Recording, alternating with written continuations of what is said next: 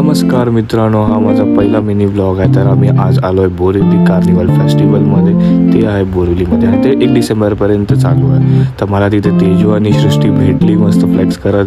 तर आम्ही सगळे विकीदादा, सृष्टी आणि तेजू आम्ही मध्ये घुसलो. तर स्टार्टिंगलाच बुकचं असं सेक्शन होतं, खूप छान असं तिथे एक कलेक्शन होतं. त्यानंतर आम्ही बघितलं खूप सारे डिशेस, कप्स आणि फ्लावर पॉट.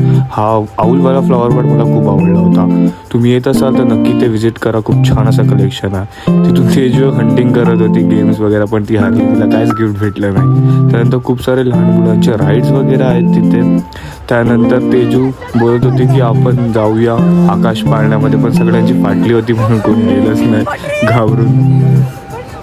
खूप छान असे राईड्स आहे तिथे.